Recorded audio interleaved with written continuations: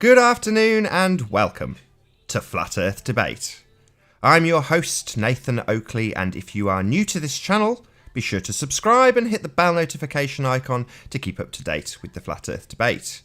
However, if you're watching this and you're not subscribed already, which is about 50+% of the audience, please hit that subscribe button so I can get to about 5,000 subscribers before Christmas. If you would like to support this channel, there is a super chat that runs alongside the show while it is live. And most importantly, if you would like to join the debate and express your views on the shape of the Earth with your page that you are currently watching on mute, simply click on the link in the info box below this video to join the debate and express your views on the shape of the Earth. There are only a couple of rules. Number one, please do not swear. If you do, you will be ejected. And number two, if you are ejected, please do not try to rejoin the stream using sock accounts. You will be warmly welcomed back on the next stream. So once more, if you haven't shared the show, please share it on social media. I'm going to transition to my photos and do the same. And once again, if you're new to the channel, be sure to subscribe and hit the bell notification icon to keep up to date with the Flat Earth Debate.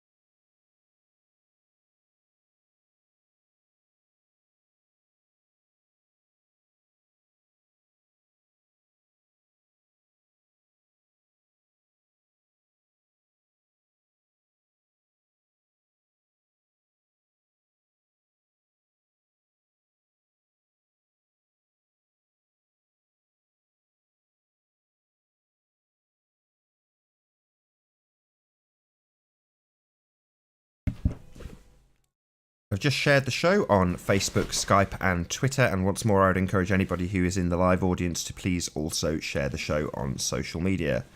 If you are new to the channel, be sure to subscribe and hit the bell notification icon to keep up to date with the Flat Earth Debate. And as I said earlier, about 50+% of the people who are watching this video right now are not subscribed, so please hit that subscribe button and the bell notification icon. If you would like to support this channel, there is a super chat that runs alongside the show while it is live. And if you would like to join the debate, there is a link in the info box below this video. With the page you are currently watching on mute, simply click on that link to join the show and express your views on the shape of the Earth. Please do not swear in the Hangout, you will be ejected if you do so, and if you are, please do not try to rejoin the show using sock accounts. You may hear from me one more time if we're not joined by a guest, just to plug the show links once more, and if we are joined by a guest, I'll introduce them when they join.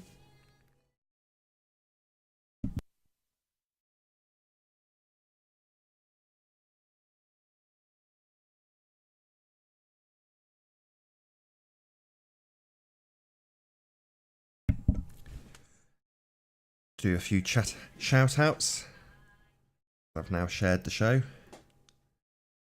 So, Twit, good to see you. You were indeed first. Thank you for being here. Bill G, hey to you too. North Mubark, great name. Good to have you here. Hope I've said your name correctly. Shill Scanner, very pleased to have you here. Nice to see you. Physics Warrior, thanks for being here also. Nice to see you too.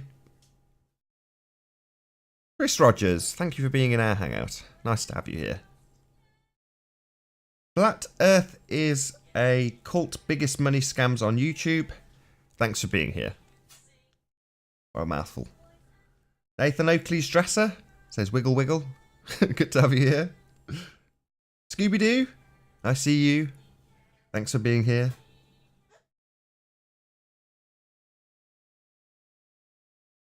Huey, thanks for being here as well. Nice to see you in our chat.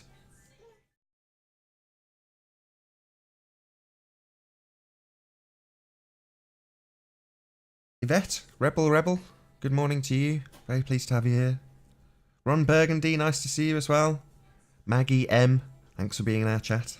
Good to have you. Curved Water, hooray! Pleased to see you. And P Mars too. Hello P Mars. Thanks for being here. Nice to see you, Everett Anderson. All the free people, thanks for being here too.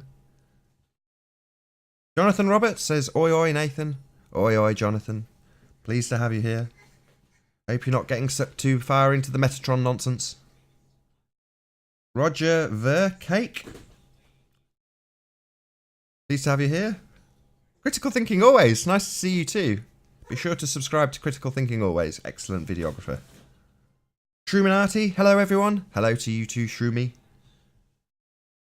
I think that's probably about it. I think I've shouted out absolutely everybody. I missed you. I apologise in advance. I will type out shout-outs when we have a guest. In the meantime, please share the show. And I'll see you again in a moment to plug the links or introduce our first guest.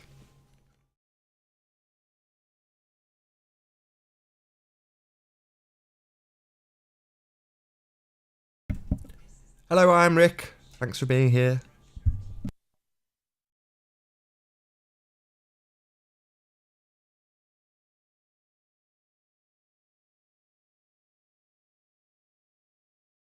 P Mars says, aliens created the flat earth. Is that so, P Mars?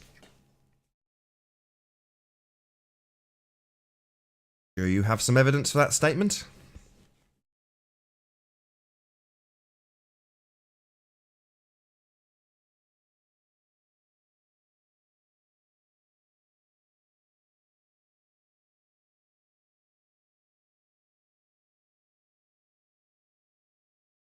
Avis Cloud, thank you for being here. It says aliens made flat Mars. Presumably a reference to P Mars.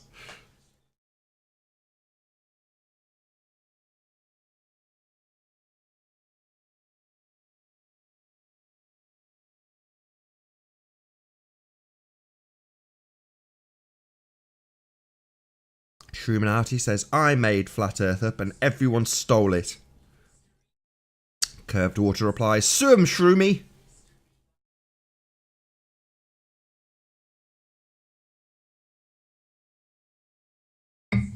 P Mars says his source was Mark Sargent. Well, that's good to know.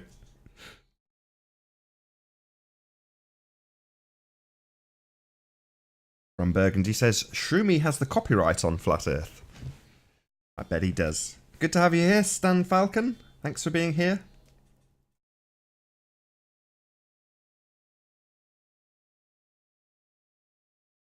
Interesting.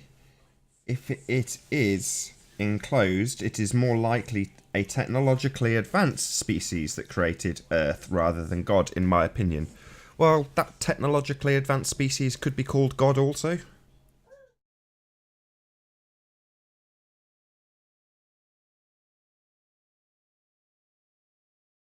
It got up to 148 the last show, Critical Thinking Always. It says 135 viewers in the last show. Hell yeah, Nathan, great work. Yeah, it got up to 148 at peak.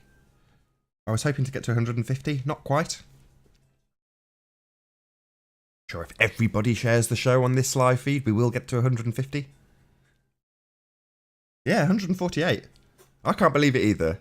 I had no idea. At one stage, I was going to just give up on these shows because none of them were getting any money in. And as much as that sounds mercenary, I do like money. Like everybody. And I did want them to make money. Like all the shows I do, I want them all to make money.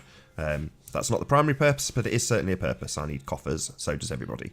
And they weren't. They were all being demonetized. And I just had a conversation with Zoe and I was like, I'll get to 10 and if it continues, I'll just give up. And she kind of agreed and said, yeah, 10's a good number, just stop. And I can't remember who it was that encouraged me to carry on, but I did. And yeah, here we are, 43 shows in. And yeah, if it wasn't for the super chat supporters, I wouldn't be doing this, I'll be honest. You know, it's just, as much as it's fun, my time has to be monetized. That's just life. What's up with the demonetization? I don't know. I don't think it's the content. I think it's a YouTube thing. I mean, when I'm watching videographers that are making videos about cars and moaning that they've had their videos demonetized, then it can't be anything to do with the subject matter. It's just the way YouTube is at the moment. Twitwit says, I like your shows, Nathan. Thank you, Twitwit. I like having you in the chat. You're a proper character.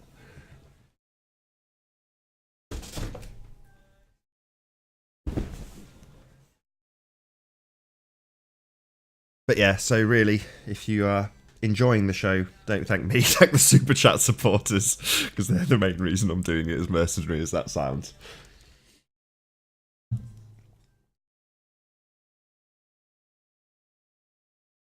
Harvey Chuckles, pleased to see you. Someone saying hello to him, I assume he's here.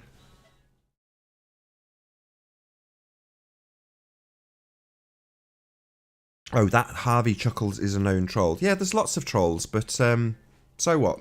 Everyone's welcome here. I mean, there's a top 10 list of people that I'm told to eject or not allow on the show, and I reply to all of the people who ask me to eject somebody or ban somebody or remove them from the chat is the same. All are welcome. Same when people say, oh, well, the panel's filled up with globe heads. It's like, well, you're a flat earther. You could have filled the panel up. There's only 10 spaces. I'm pretty sure there's more than 10 flat earthers on YouTube. So it'd be very easy for flat earthers to fill the panel up. Shield Scanner says, I super shared it, Nathan. Thank you very much, Shield Scanner, for the super share.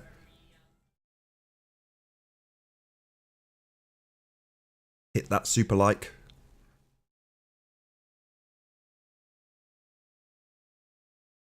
Curved Water is not a troll. Chris Rogers.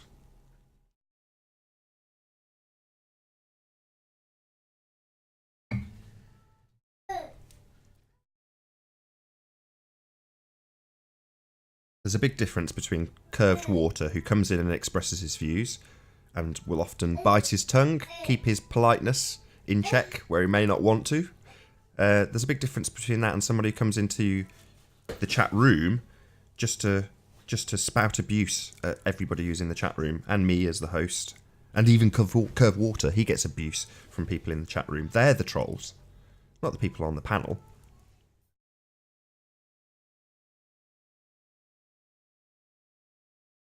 No, my respect goes out to Curved Water. I am very, very grateful for his input. Dawn Treader UK, pleased to have you here. Slow start, 13 minutes in. Last few shows, people have twigged that if you get in early, you get to express your views without being challenged. I have said it on, you know, the vast majority of the shows. Good to have you here, Peanuts Clark. But yeah, jump on early and you get to basically be in challenge and express your views and then disappear if somebody comes on, if you're that way inclined. Certainly Arwen took advantage of that, as did Sleeping Warrior.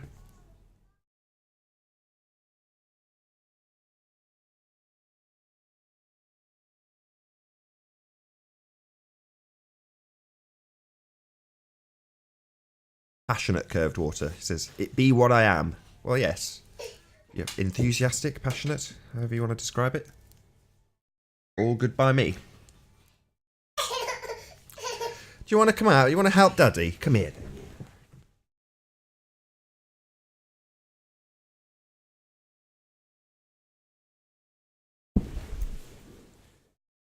I am Rick says, Nathan Oakley 1980. There was 8 or 9 people in my hangout. We announced you were on and they all came here. I did my part. Oh, thank you, I am Rick. My intention isn't to steal your audience, though. You don't have to send them all here. If you've got an audience, keep them. But thank you, I am very, very grateful.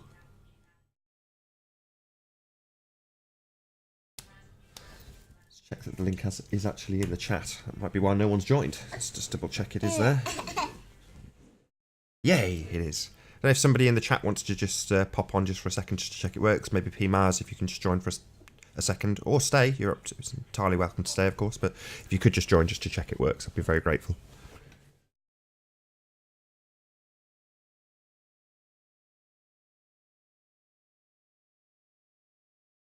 Emar says, I only troll junkies and Jezebels, which is just about everyone.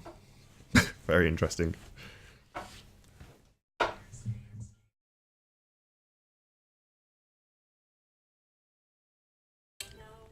Not sure how keen the audience are to listen to If You're Happy and You Know It. Here you go, you take this. Take this away from my open microphone. There you go.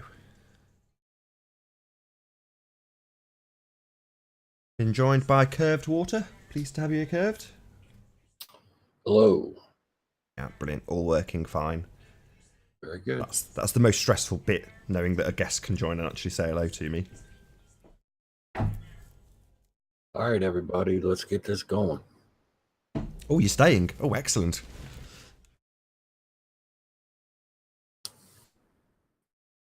Need a challenger. Peanuts is probably at work. He probably can't join.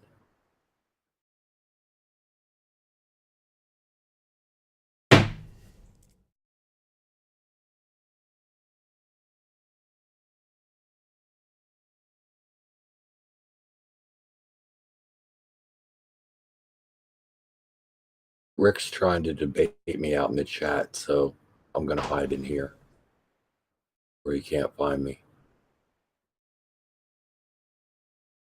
Want me to read his comments out to you? Oh, now I'm muting the hangout. Do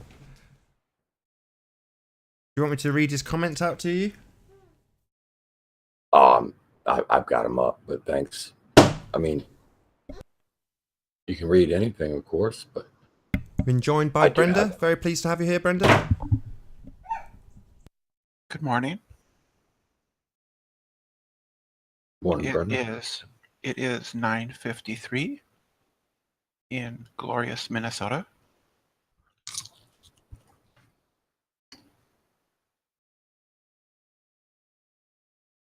Probably cold.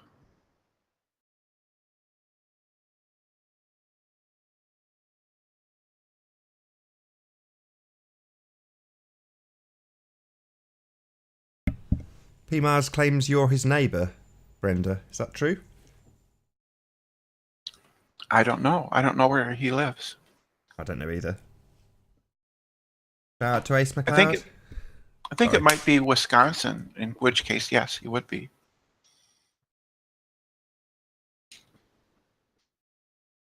I thought Mars claims to hail from Minnesota also. Oh, okay. Well, maybe.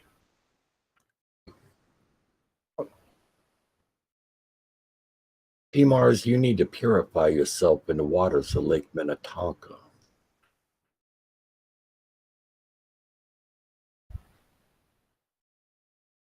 Says he's from North Dakota. Well, that's a neighboring state, yes. Minnesota can. That's funny, Shermy.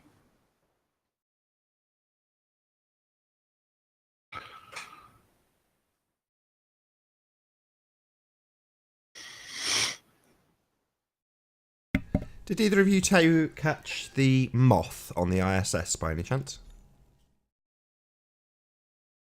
No, it doesn't pass that close to me. No, sorry. There was a bit of footage that had a literal moth inside the ISS flying around. I don't know if you either of you caught that. No, there was no moth. Cool. Tell me all about it.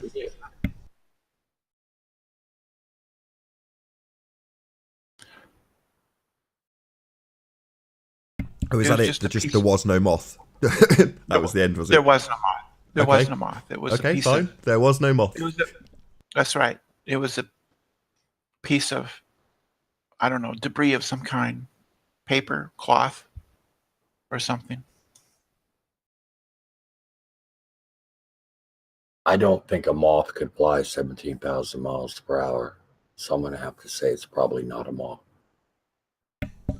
Or it's in a studio, and it was a moth. That's a possibility.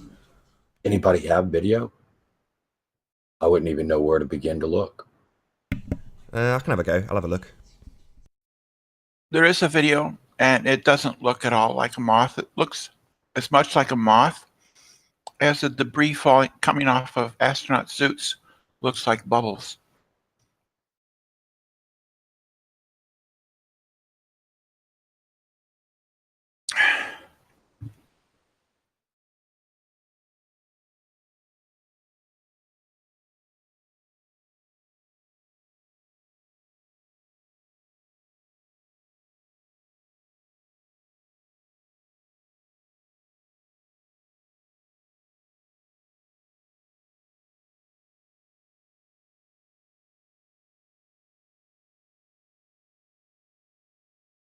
That's a good point, Twitwit.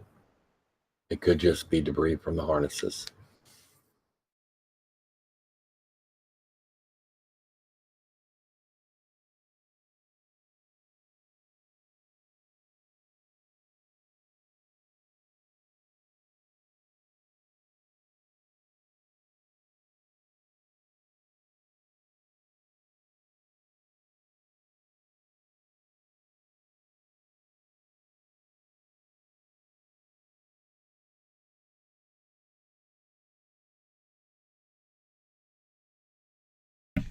I'll share my page so you can see it as well.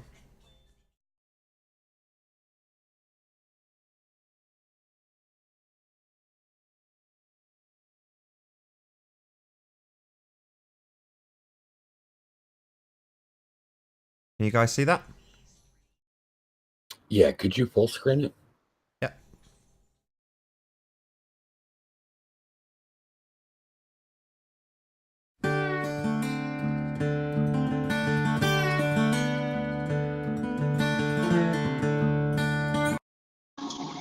Or lose the music.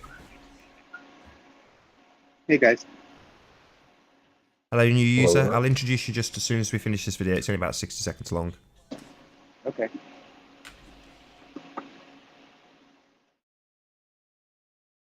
It's not a moth.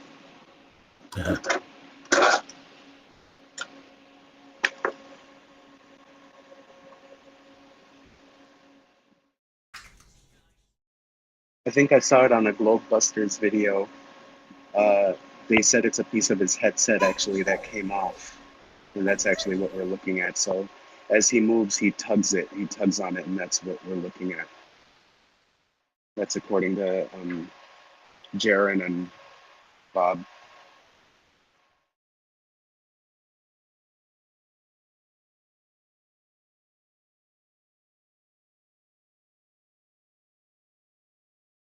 I mean, he Seen did enough? seem to grab it, didn't he? Seems to change direction and fly around his neck just like moths do. Can you guys hear me? Yeah, we Yeah. hear you. Sorry, I'll do a proper introduction now. Is it Earth Flattener? Yeah, hey. Good guess. Yeah, so this according to Jaren and Bob, it's his headset. So you can see as he moves, he's tugging on it. So yeah, it does look like a moth, but it's you can tell that if you look at it, it is his headset that just came out of his ear. Oh, so it's attached. It's not like a coil that you just. It's just right. too Yeah, you low a can see. You resolution to see can it. tell. Yeah, and you can look for it. I think it's like a Globebusters or something like that. And yeah, they very defeatedly said that it was his headset. Yeah. And on their same video, they also proved that Judith Resnick, which was one of the Challenger astronauts that didn't perish. The person that was claimed to be her is not her. The Judith Resnick that works in whatever university she works at is not the same person as the astronaut. And they proved it by showing a video of that person teaching at that college in the 80s, and she looks different from the Judith Resnick from the Challenger mission.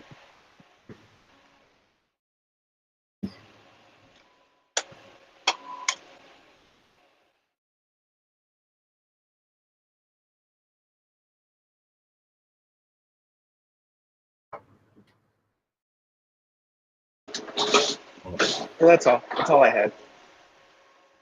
I think a lot of this stuff could be straightened out if we quit using the antiquated system of like names and stuff. If everybody just had a unique individual identification number, we wouldn't have all of Ew. these That sounds we wouldn't that have all sounds scary. misidentifications. That sounds very scary, dude.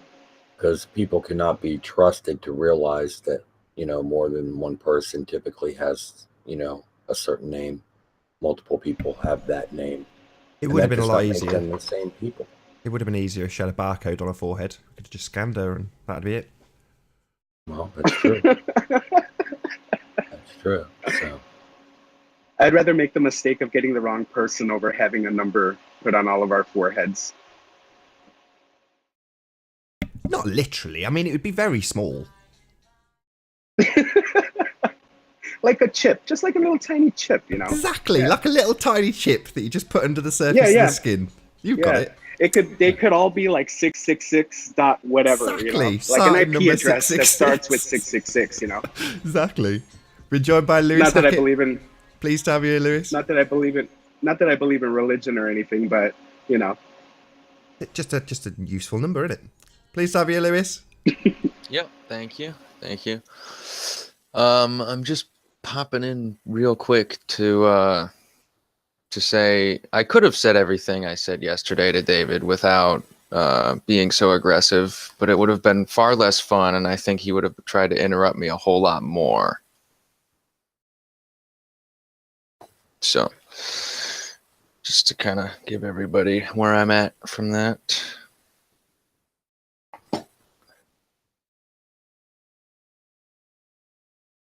Do you have a rifle, Rebel? You're a good shot. You could keep that bunny. Since you never see him, shoot that thing. Rick can stuff it. You can see a bunny every day.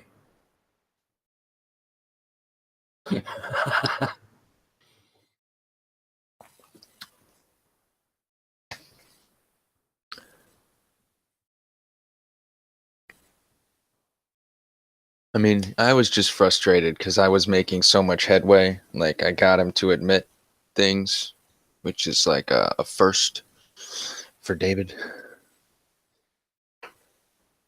But, yeah, I'll stop distracting from whatever debate might happen today, and I'll see you guys later. Oh, David always admits that we can't answer his questions. Been joined by Peanuts Clark. Pleased to have you, Peanuts. Hey, can you hear me? Loud and clear. I just wanted to confirm. Did you, when you played that video, do you still think that was a moth? No idea. I just knew it was being talked about. That was all. Okay. Well, I think it's what it is it's his earpiece, and if you look closely, you can actually see the wire. So it's actually not a moth. So I think that we need to be accurate, and we need to make accurate statements. So I'm not claiming that it's a moth. It looks like an earpiece. So I just wanted to come on and say that. Yeah, I agree.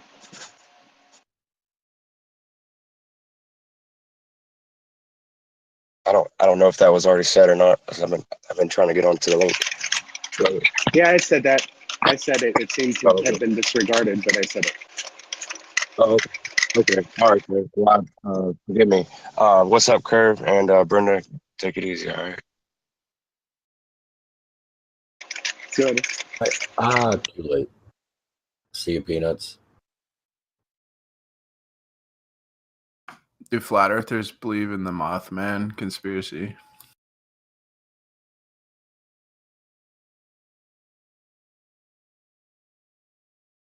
I'm sure they do. Or some of them do. It's not really a conspiracy. It's more an urban legend, isn't it? It's I don't doubt it. folklore, I guess. Yeah, folklore, urban legend. I wouldn't really call it a conspiracy. I saw the movie. So What is I it? don't Is have it like any- I don't Mothman have- Prophecies? Yeah, that's it. That's it. That was the name of the movie. That's the Mothman theory? Yeah, he destroyed that bridge in West Virginia.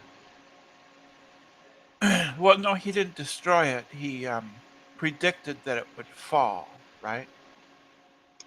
Could be something. Supposedly. Yeah, he demonstrated magical powers in one form or another. So I have to believe. It's Well, documented. the fact that we probably didn't get was that he helped build the bridge and didn't build it quite right, so he could say that in the future. You telling me Mothman is a flirper? If they can keep the Mothman conspiracy a secret, then the globe is no problem.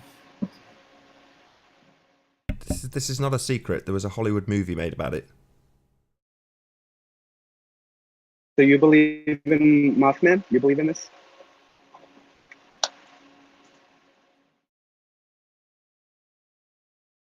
Sorry, who are you asking? Me? The person who presented it. I think they're doing genetic experiments and they're not telling us about it. Humans and animals. We've been joined by Oh, Truth so Seeker. can you Pleased to have you here, Truth Seeker. Thank you. tell me about Mothman and what you believe about it and how it goes together with experiments and all this? I don't know about it. Well, there's a book, The Island of Dr. Monroe, right? It's about like a crazy scientist who makes half man, half animal creations on this island. I don't know. I think the military is experimenting with super soldiers and animal DNA. Well, sure, but that movie was just disinformation to deflect from the fact that it's actually going on at Dulce, where you actually escaped from. Hey, is this a mythical creature debate, or are we talking about the shape of the Earth? Whatever. Flat Earth and other myths, yeah. So the flat Earth truth, and then you're trying to bring it down with other myths. Okay, that's a good tactic you're trying. Well, they think that flat earthers believe all BS, so that just seems to go with it. I don't believe anything substantiated. I don't think the Earth is flat because I haven't seen evidence for it. I don't think there's domes, and I don't think there's ice walls. I think there's more continents than oceans. Mark Sargent was talking about Elvis being alive on Good Morning Britain. That's that's brilliant. A Truth Seeker, you do believe unsubstantiated stories and whatnot, like that geodetic surveyors have in their programming there in their instruments or whatever, that the Earth's radius is half the stated size. So you come on and you spew stuff like that, and then you fail to substantiate that. You even post a video. I substantiated it. You failed to recognize it. We can't find that information in the video that you provided. Hey, I'll never win over a professional skeptic. I'm not here to change your ever-changing goalposts. I'm just here to present the facts. You can't even post the right video that you got the information from. Maybe because I actually work a full-time job. My full-time job isn't to disseminate info on the internet. Maybe because you're incompetent and a liar. That's much more likely. Can I see some proof for those claims? I just want to see proof for the claims that I'm incompetent and a liar. Go back and watch all of your performances in the previous debates. There's your proof. You're a liar, sir. I wouldn't waste my time. But I'm just trying to exemplify the weak tactics. You're lying now. I'm just trying to exemplify the constant deflection and derailing of topics that you guys have to do because you have no arguments or ground to stand on. So you just constantly derail topics into talking about Mothman or somebody's degree, or you call somebody a hand job therapist. I mean, I get that. That's all you can talk about because you can't win the arguments at hand. Truth stands on its own. Do your fiance voice now. We proved NASA was lying with Moss. Yeah, it was topical. If you hadn't been late to the debate, I was slightly late. All right, I admit. Okay, I didn't hear how it connected to NASA. Could I hear that then quickly? Because that sounds comical. No, you're going to have to listen to it later after Nathan posts it. NASA's got moths on their videos, and we're expected to believe that moths are flying around in the lower Earth's atmosphere. According to the one moth video, it's not a moth. It's a earpiece. You can see that it's an earpiece. If you have another example, then that's fine. But even Jeranism and Bob from Globebusters proved that it's a headset. So can I just clarify something? So the idea of a moth flying around up there, that's ludicrous. But the idea of people flying around up there, that's A-okay, right? Oh, sure. No, I believe that we are not on a ball. And I don't believe there are astronauts. I believe all that stuff is on balloons. I just know that it was a headset. That's all I'm saying. Here's a great question. They say that whatever the upper limits of the atmosphere, 4,000 degrees, but they say, oh well, there's no movement of particles, so there's no transmission of heat if you're up there. How does that even make sense? Well, that's not even the argument. So go ahead, Brenda. No, I've looked into it. That's generally the argument, unless you have a better explanation. You misstated it. See, you don't understand, and that's clear by your explanation and what you just said. Go ahead and tell them, Brenda. Okay, well then I'd like to hear how a 4,000 degree environment doesn't transmit its energy to things surrounding it. When the atmosphere is extremely rarefied or thin. Do you know what temperature is? Truth? Do you know what temperature is? The chemistry definition or like a general definition? Definition. What's temperature, man? About 4 degrees here. And what is that the measure of? So I have company. Do you need us to mute you, Brenda? Or no?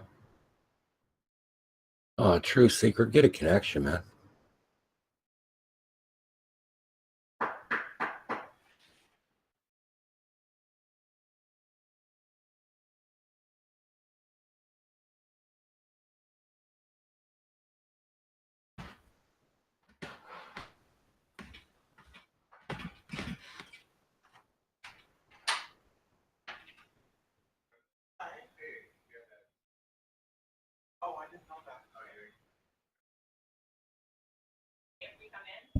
I do like these calm little moments. Should we mute Brenda? We're all trying to listen to what she's saying. I'm trying to give her a surprise. She's talking to management, trying to figure out how to co-opt the talking points and discussion going on here. Yeah, of course, because, we at the agency, we don't have telephones or email or anything like that. So did you just move in recently? Megatron likes to do things in person. You're this hobbyist with a lot of free time. You jealous? Slave? Do you think Mark Sargent's an agent, Truth? I don't actually know Mark Sargent. I have heard a lot of people. I have heard him get a bad rap, so I've never really spent time on his channel. Yeah, that's one of the. Based upon what I perceive to be his level of incompetency, he would be qualified to be a government agent. Yeah, I think people like Rob Skiba, they're like, they're 95% truthers. They'll tell you the Earth's flat. They'll tell you this, but then they'll tell you we're all trapped in here with an ice wall, and we're stuck here, and don't look for nothing, and don't ever leave your slave job. That you keep bragging about. I honestly can't. I can't hate because I'm getting paid right now, and look, I'm doing two things at once. Right. I'm doing two things at once. I'm counteracting disinformation, and I'm exposing facades. You're also extremely paranoid and deluded. But can you speak in your Beyonce voice? No paranoia. I have no fear of paranoia. It's one of the most free feelings you have ever felt. No fear of paranoia. I let everything is in the creator's hand. Right. Yeah, you're not paranoid because you believe all the crazy stuff that you do. So you wouldn't be paranoid. I was much more paranoid. I was much more paranoid when I thought I was evolved from monkeys on a spinning ball going through nowhere, headed towards nothing. That's when I was actually scared. You might need to re-educate yourself. Who in the world told you evolved from a monkey? Evolution. No. The ape family. Okay, maybe not a monkey specifically. The ape family. You know how these people always run around saying like everything you've been taught is wrong.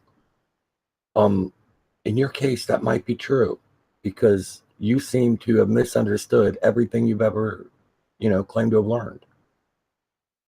No, I've actually just taken the due diligence of asking, is the stuff that I've learned secondhand knowledge or was it firsthand accounts and knowledge?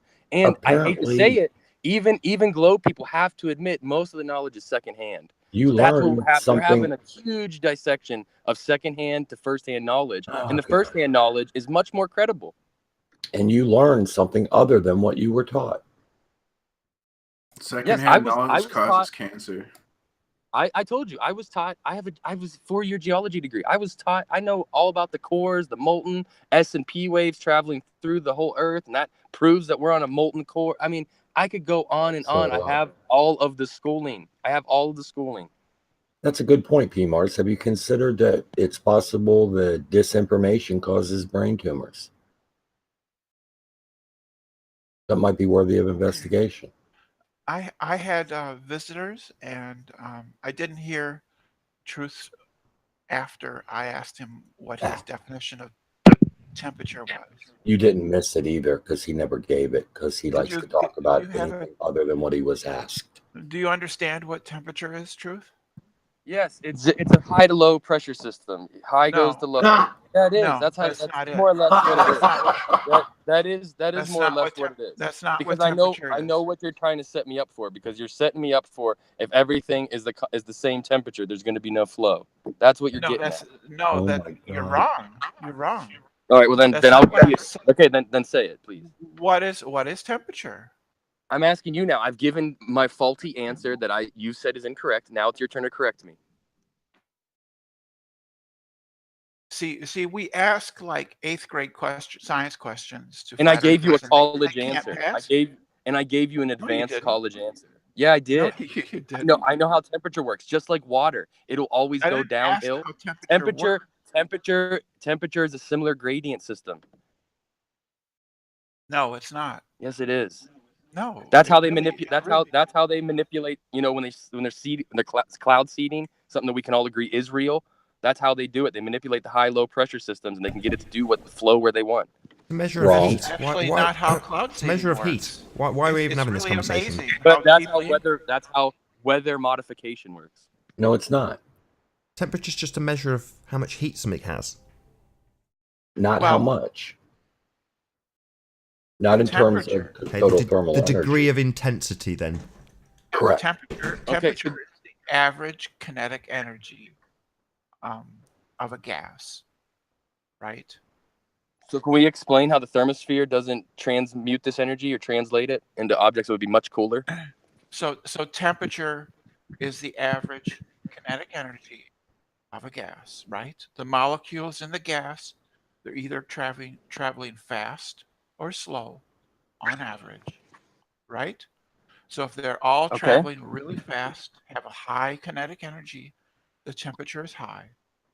If they're all traveling really, really slow, on average, its temperature is low. In the upper atmosphere, the majority of the atoms that compose the atmosphere are all moving rather fast, quite fast.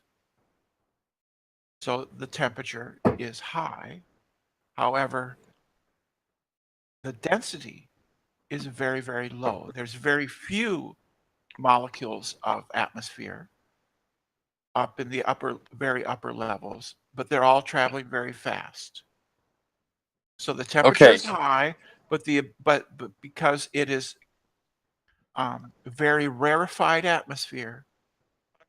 I have a great analogy that'll disprove. I have a great analogy that'll completely tear that apart.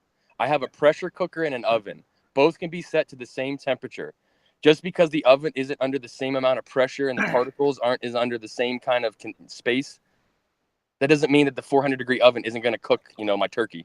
Just because it's not under the same pressure, or the same molecules aren't under the same. That's a horrible analogy. No, it's actually the same because it's two systems with the same temperature under different pressure. It's not analogous. And the heat still translates. The heat always translates into the colder object. So the reason that heat doesn't transduct very effectively in the upper atmosphere is because there simply is not enough particles of the atmosphere, atoms of oxygen, nitrogen, or whatever's up there, because that's how you conduct heat. Are you citing from a first? By an atom. Are you citing from? Excuse me. By an atom hitting the external. Say if you have a satellite up there or people up there. In order to conduct heat, you have to physically hit the other object and transfer the kinetic energy that you have to that object. That is how heat is conducted.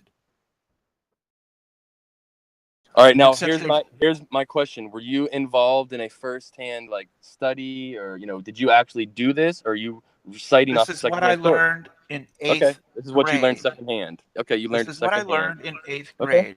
so this is your secondhand knowledge. That's Never that you're had- taking. You're putting your faith What in. primary knowledge do you have of the I just want the record of to the show nature of the that you're thermosphere? putting all your faith What into primary secondhand. knowledge do you You're have to putting make all your your faith. claims?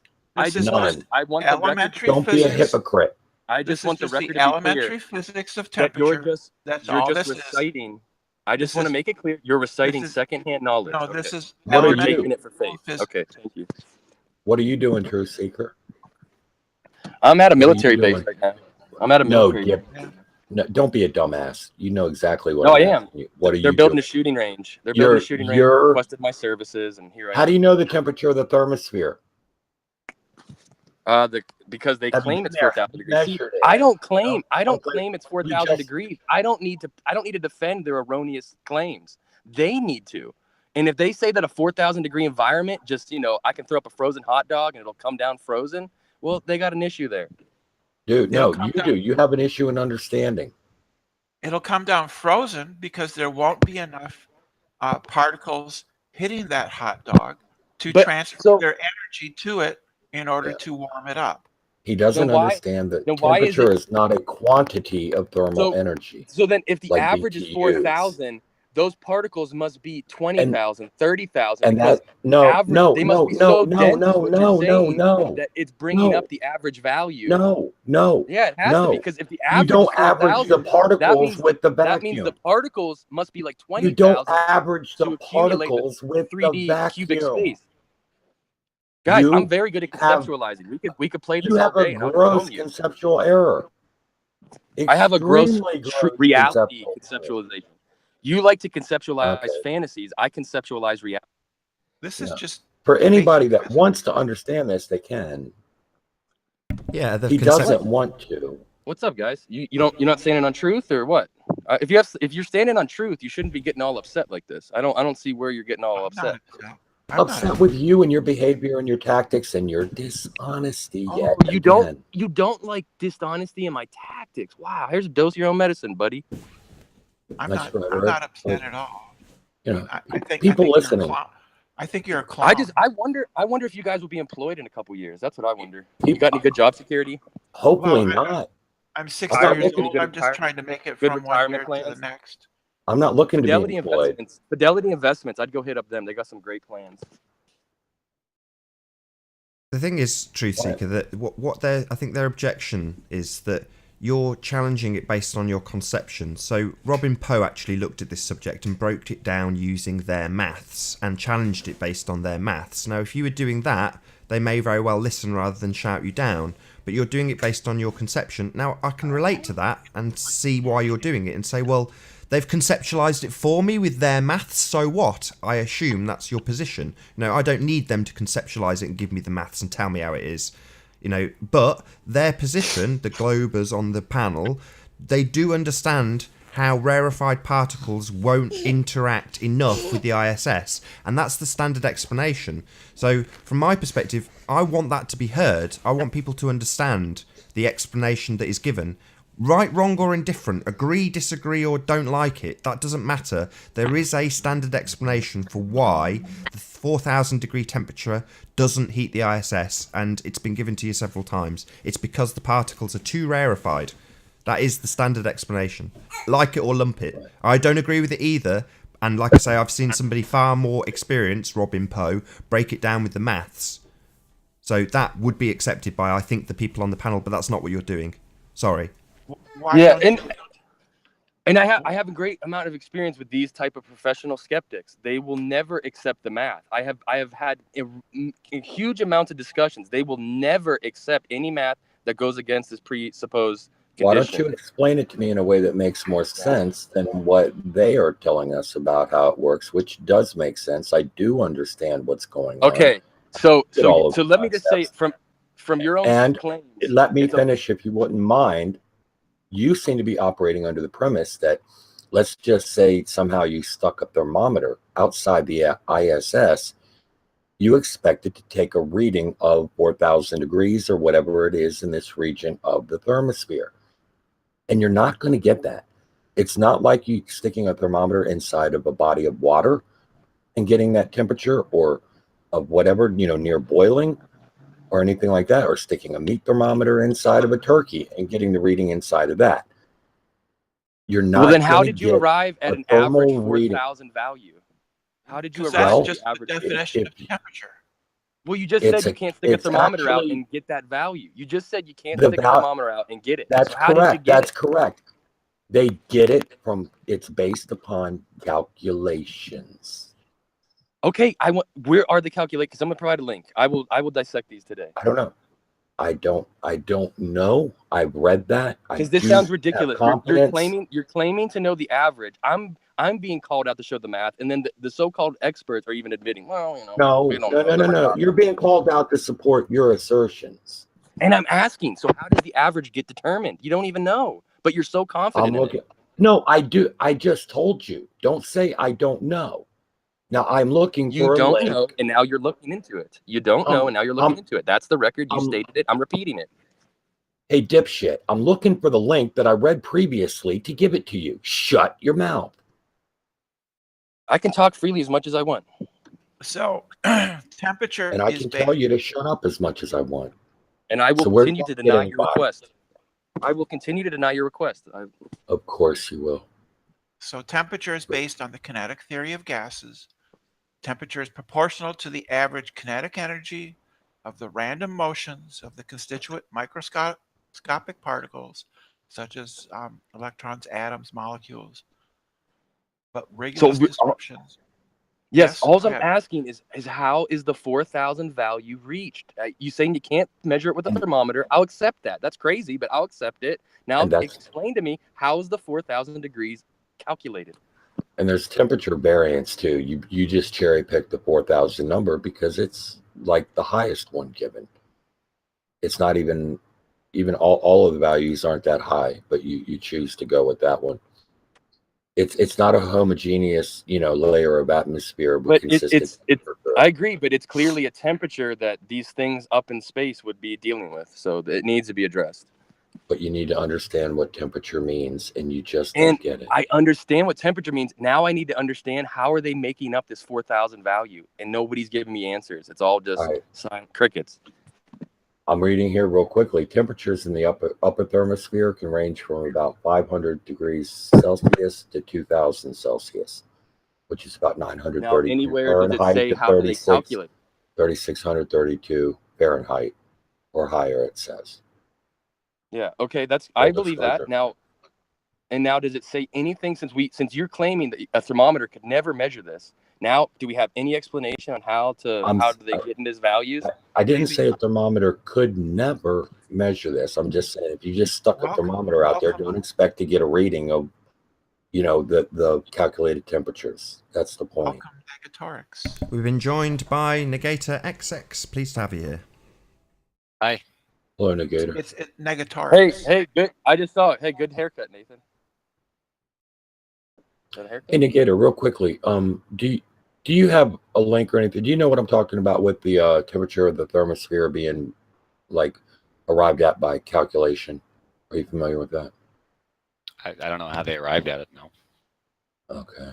I'm trying to find the source where I read that. So I'll just keep looking. If you don't know how they arrived at it, you're just repeating what you heard, and therefore it can't be true. It's just secondhand knowledge, and that should be cited. It doesn't mean it's not true. It's just it should be called for what it is: secondhand knowledge off faith. It is.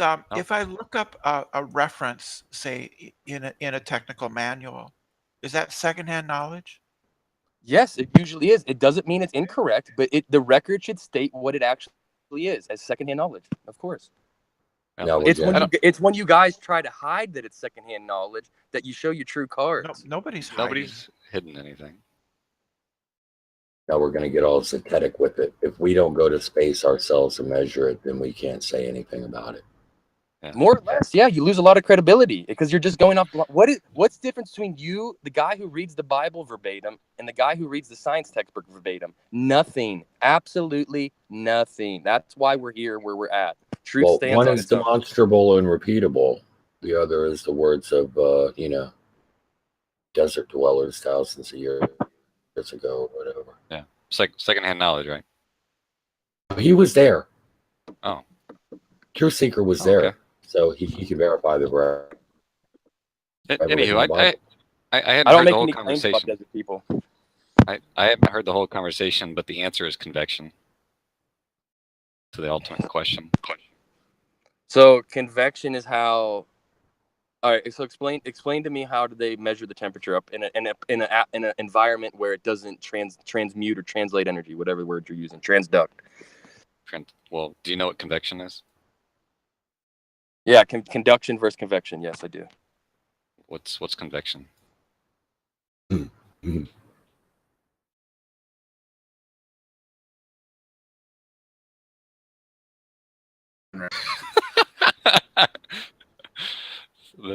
don't know. Maybe.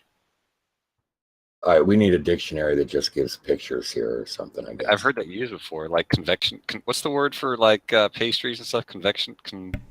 Doesn't whipping out.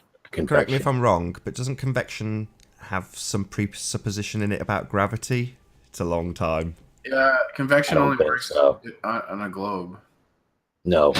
I don't know. I don't think so. No. I mean, I gravity might play a part, and I guess it has to play a part. I don't know. Anyway, it's just the transfer of heat via molecules. That's all. I'll look it up just so I don't look stupid and like I've just made that up. Probably have. Oh, I'm gonna look up convection on this. So. Hey, no.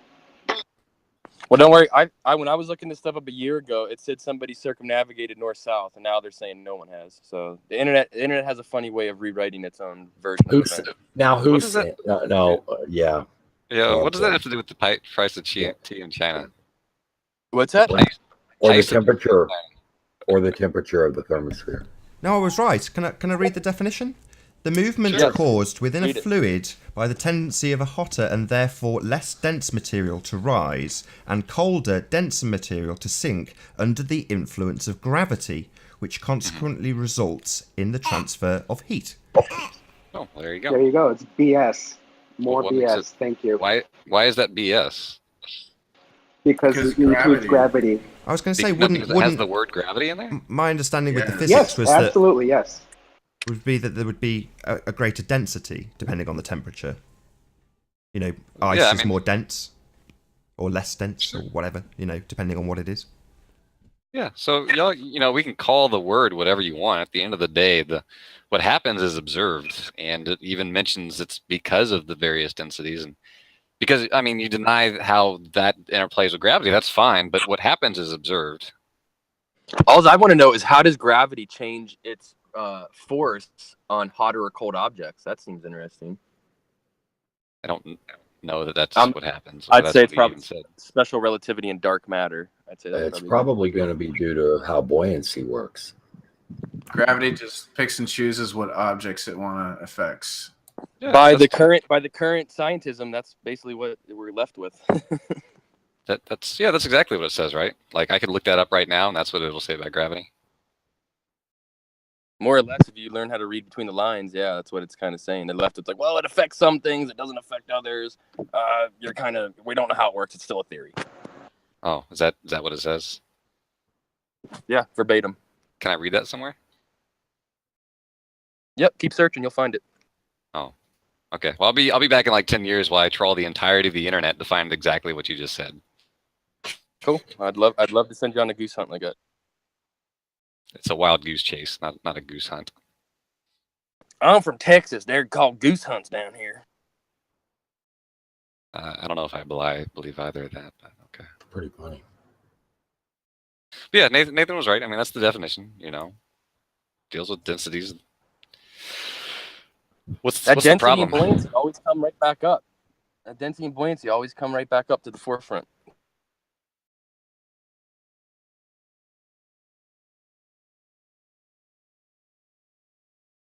That interplays with gravity, when gravity itself is still an unproven theory and nobody knows. Nathan's retransmitting. Nathan. I'm gonna mute Nathan. I'm sure Sorry. he won't mind. Echo. My mute button's a bit knackered.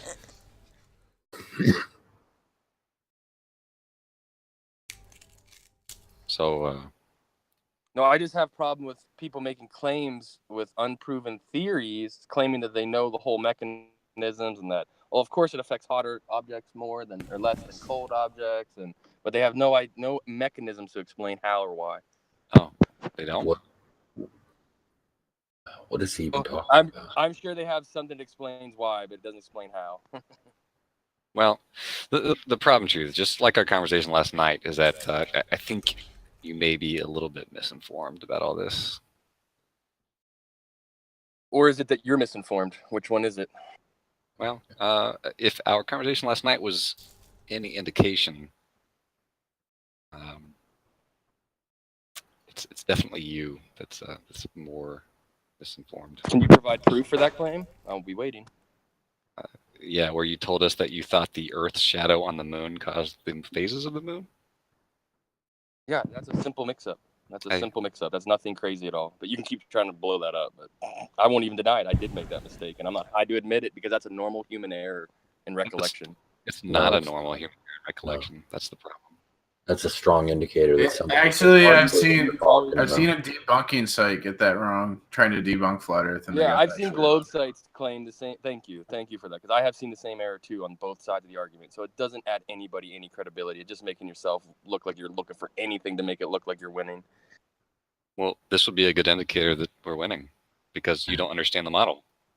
You didn't. The debunk websites you went to were clearly wrong. You accepted them at face value. You didn't do any further investigation, right? How do you know? How do you know I didn't do anything? Well, because you didn't come to a correct conclusion. That I know, you don't. All right. What gives you the authority to know that truth, you know what else? You accepted our explanation of the moon's phases last night without any further question. You did, didn't you? Yeah. So you accepted secondhand information to start with, and then you accepted secondhand information from us. You have to concede certain assumptions just to allow some dialogue to continue, or else you guys would just constantly talk about my penis and my degree because you have nothing to talk about the Earth. Oh, well, the Earth doesn't cause them its phases. It's just, I would say 50% of our debates always get brought down to my job, my degree, or my penis, my small penis. Well, we didn't go there last night. We talked about lots of things last night, and we ended it when it was clear that Curved went there last night, but we love each other. It's all good, babes. Curved went where? Calling my fiance a hand job therapist. Oh, yeah, I did. Well, hey, this is I really, we could go back and forth. No, I just want to show that I have called people names, but only names that actually. I think shill is way too much of a sugar-coated term. You guys have gotten away with a sugar-coated term because I know people. I got a lot of people in my neighborhood that'll do or say anything for money. We call them prostitutes. If we sat here and we called each other shills and retards just back and forth, that really wouldn't make for a very interesting show. And I would hate to do that. That's literally what you guys are doing. Is you instead of calling me a shill, you're calling me a small penis boy. You're calling me this or that. You're calling me that. Replace shill with any other insult you guys have slung my way. It shows you guys can't win a debate. You can only win an insult argument. We won the debate last night, and we won it today. I don't think the viewers will agree, but you can keep, calling your own wins. Well, I disagree. You remember the bubble levels? Do they let wrestlers? They let wrestlers judge their own matches, or boxers judge their own matches. And take note that it's true. Oh, they don't. Always try to steer everything that way, and then complain about it when it happens. Truth. Again, going back and forth saying, I win, you lose, you're a shill. It doesn't do anybody any good. No, okay. I know, but exposing the facade and the playbook, the actual exposure would involve facts and data. Okay. Yeah, of course. And you know what else exposure would do? Showing similar motives, agendas, responses, tactics. All that goes as well too. That's data. That's exposing your data. So we know the tactics, the professional skeptic, the half truther, the 70% truther, the 95% truther. Yeah, all that's bullshit. You guys can control the entire spectrum. We're well aware of that, and now it's time to move on. That's why you're not getting these healthy debates. You're not getting large participation. We've moved on. No, that's all a lie. What do you mean healthy debate? Last night, it wasn't a debate. It was you asking questions about things that you couldn't explain about your flat Earth. That wasn't a debate. It was a slaughter. I don't claim to know the shape of the Earth. I don't claim that it's flat. There you go, inserting words in my mouth. I don't claim to know the shape of the Earth. Oh, okay, so that's good. That's one step closer to reality, or at least an honest outlook on reality. Yes, okay. Zetetic. I'm all about Zeteticism. Stuff you can observe for yourself and test and repeat and show it to anybody and have them do it too. Okay, well, we showed. I mean, that was the point last night of our little side chat, was to show you several things that you It's can almost repeat like and they've observe. removed certain words from our lexicon because you type in the word Zeteticism on a Samsung or iPhone. It says it doesn't even recognize it in the glossary or dictionary. It's just funny. It's like they're trying to hide certain words from our lexicon. I find that who that cares? to be interesting. I don't care. All right. No, Nobody hears. everybody Nobody cares would know about this philosophical your argument. ability to form language is directly associated with your intellect. The more words you have to use from, the higher intellect you can reach and more accurate you can describe yourself and environment. So if they're removing certain words from our environment, it would seem they're trying to dumb us down. Except that's not happening. Okay. No, go ahead and type the word Zeteticism or Zetetic. Go type it on your mobile phone or anything and tell me if it recognizes it. I bet you that's not an error or an accident. Well, I typed it on Google Chrome, which is the same browser my phone uses, and they both got Zeteticism. The Flat Earth Wiki is the first. Okay. Okay. Is that cool? Well, I know. I screenshot went through huge amounts of schooling, never heard that word once. Great, because you won't hear it in school because it's stupid. So repeatable experiments in reality is stupid. Oh, that's interesting. No, that's not strictly what Zeteticism is. Okay. Repeatable observations and experiments in reality are stupid. What side are we going to side with? The person calling objective, repeatable experiments in reality, not in computer models or never-ending equations. That's not the in totality reality, of they're calling that Zeteticism. stupid. Wow, that shows a lot of. No, he's not. No, he's not. Yeah, Then Samuel Robotham. I will allow him to correct himself for the record. Please go ahead, sir. I will. Hang on, buddy. Hang on. Okay. No, you got it. You got it. No, because this is what you got to do. What the Flat Earth Society definition of it is? No, don't change it. I don't care about the controlled opposition Flat Earth Society. Okay, where do I go to look up where do I go to look up the definition of it? You tell me where I go. What? Zeteticism. Where should I go? Hold on. Which definition best fits your personal view of it? Definitely not a controlled opposition site. Wow. Yeah. Meanwhile, the Flat Earth Society is a controlled opposition to make this argument look stupid. We know that. It's already been determined. That's fine. That's cool. While you're looking for the definition that you prefer the most, I want to point out to everybody listening that Zeteticism or Zetetic astronomy was first used by Samuel Robotham way long time ago. And the problem with that is your trust in Samuel Robotham. Now, Robotham didn't have just one name. He had several, right? He had several aliases, one of them being Parallax. Now, the reason for his several aliases is because what he would do is he would schedule a lecture somewhere, get paid for it, and then not show up. Right, so we had to use different names in order to keep scheduling. Hang on, just keep scheduling. By inquiry. Hang on, truth. All right, in order to keep making these scheduling these lectures, he had to change his name several times. Okay, so I think you really should consider where you're getting this from. Anywho, go ahead. Okay, I'm getting it from the Greek term whatever. I guess it is. What is Zetikos, whatever, and it basically just means proceeding by inquiry, which literally is the most pure form of inquisition that you could have. The most objective form of science or whatever. You get what I'm saying? Sorry to interrupt. Sorry to interrupt, Nick. I just want to introduce Sleeping Warrior. Sorry, we've been joined by Sleeping Warrior. Very pleased to have you here. Hi guys.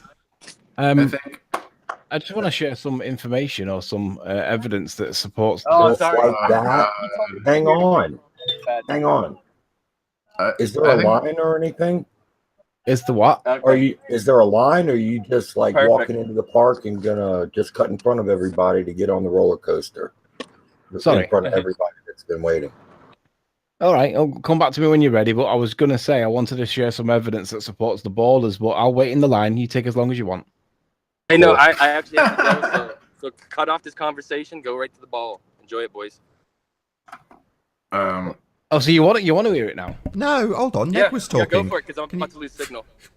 Can we just let Ned get to the end of his explanation about parallax and Robotham, please, before we go to anything else? Sure. That was all. Just the guy who popularized the term zetetic astronomy, which, yeah, the at its purest form, the word zetetic does mean that. Okay, but that's not what Robotham pushed, and it's not what's commonly accepted by any of you. It's what I see with my pure eyes on the spot. You know, if you want to call it proceeding by inquiry or investigating, and that's what you want to label it as, I'm fine with that. Okay. Yeah. But anyway, that was all. Don't trust Robotham. Yeah. I just wanted to say Robotham was a Freemason, and Freemasons started a lot of cults / religions like or Mormonism, Jehovah's Witnesses. A lot of these like offshoots of Christianity were started by Freemasons. Yeah, no, and it's not the application of that aspect of zeticism that's necessarily bad. It's the strict limitation to that and that alone, as if there's no other way to do anything other than to see it, taste it, touch it. You know, that kind of nonsense. So Well, go ahead, that was Riley. an interesting way that Neg phrased it. He said that you were misinformed as opposed to inexperienced. In reference to truth? Yeah, it's just an interesting phrasing. So the way you phrased it was misinformed, i.e. you have to receive the information secondhand. You are informed of it, as opposed to going out and doing it and experiencing it, which you're not obviously informing yourself of the information, you're experiencing it firsthand. Yeah, there are different ways. I mean, I think both apply here. Yeah, I agree. Anyway, moving on. Sure. I don't know, truth. Sorry, go ahead, Kurt. Oh, I'm not saying anything. Sorry, if you just want to present me screen, Nath. Yeah, I'm fine with hearing out sleeping aware, unless Truth has something else he wants to say that would further the conversation. I'd rather hear Riley, to be honest. Truth left. I never thought I'd hear Curve say that. Yeah. Well, look at your competition. He's still here. All right. So last night I was in with Imric, and he basically said he wanted me to go back and do another observation of Blackpool Tower from Hoy Lake, and I said I'm fine. I'm over there tomorrow. I'll go and do it. So I've just got back from it now, and I swear to God, they put more towers, more turbines on this horizon. When I get there, every time I go, there's more of them. And I saw this looking thing in the background. I have no idea what this is, but it wasn't there last time, and it's the size of a boat, but it kind of looks like a bridge, but it's between us and Ireland, and it's really well. I don't know what it is. But I was in. You do know what it is? Yeah. What is it? It's a container ship. Except It you looks don't like see a the hull. Oh, maybe it is. Maybe it is. Yeah, that the white part on the left is the control tower. I don't know what you call it. Oh, right. I see. Well, behind the curve, right? Yeah. Okay.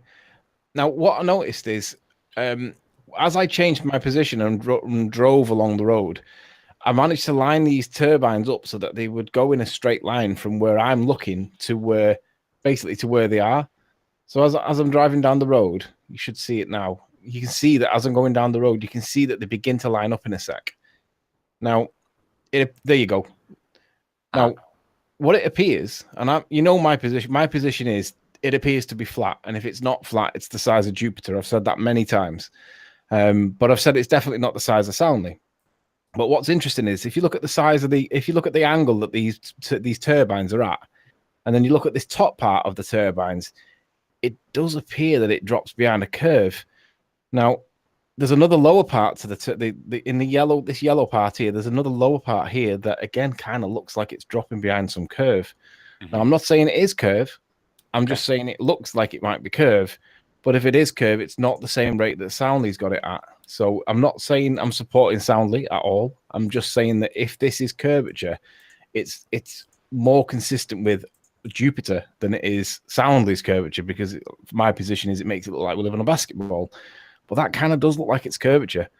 And what I can do is I see the same thing like at Soundly showed. I see it out my window every day. So well, what do you see out your window? The treetops, like where I live, it's flat, and you can see the treetops like curve just like Soundly's picture shows. It's like it looks exactly the same. Have you You've ever been sitting on this information for how long? Me? No, PMARS. I've already said this on a hangout before. Have you made a video? I'm not making a video on Flat Earth. Ah. That's not his job. His job's to just disrupt. Yeah, that's well, and I don't think that's what he's doing. But if Soundly can't prove it's a ball, then what am I going to do? So all I'm saying is that, I mean, I only got this today, like 2 hours ago, but it kind of looks like the top parts. If there was another turbine here, that would have dropped behind it, and this lower part of the turbine looks like it's dropping behind it too. So I can do the same thing if I move that out of the way, a little bit further on. I can do the same. Hang on. I want to while you're doing that, if you want to get an image that looks like Soundly's, what you need to do is get the same zoom level, and then identify the distances to those objects and try to correlate them to the distances of particular power lines. Obviously, I'm not Soundly's biggest fan, so I don't really want to get one that's like Soundly's. I just want to get one that's my own that I can say, look, this is what I found. Yeah, can I ask real quick, what zoom level were you at for these photos? This photo that we're looking at. I can check it in a sec. You do realize Kara like modeled Soundly's thing out in a computer and like all the dimensions. I realize that. But do you also realize that Soundly's observations is at 19 miles and my observations are at 30 miles and they're not comparable? Well, you're not. No, that's not 30 miles. Yeah, no, but I was just referencing when you said like and I was just the size of Jupiter or whatever. I was just putting it into context for you with your perception of the point you were making. But Curve, go ahead. Isn't he viewing a tower that is 19 miles away from his position at the end? Well, I mean, let me go back to the other part of the video. I mean, I'm not saying that is curve. I'm just saying it kind of supports the being curved there, a la Soundly, because I am seeing it drop behind what looks like the curve. And if that was a cargo ship in the background, that possibly would be helping the curve argument too. But on the other hand, this is what I really went there for. This is the tower observation. When I find it again, this is somewhat weird. Look at how this is shimmering. Yeah, I have absolutely no idea what was causing that. Atmosphere. I don't know whether it was me holding it with my heartbeat in my hand, because when you zoom in a lot and I'm holding this free hand, that might be my heartbeat in my hand that you see in there. I don't know why it was doing it, but when I got to the point where I was getting to, which is basically here. This is without messing around with the camera at all, because I know where to look, and there it is. There's the tower.